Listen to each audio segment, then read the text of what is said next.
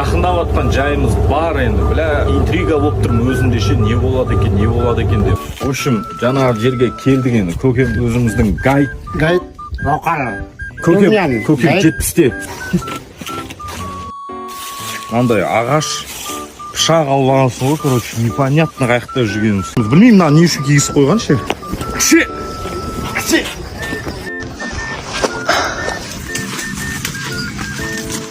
Сәрсенбайдың үйі, Болғанның үйі. Hello. Ассалаумалейкум деп отырмын. You see waterfall? Yeah, now we wanna go back. Кәдімгідей көкем, бля, дәу территория алған бар екен да.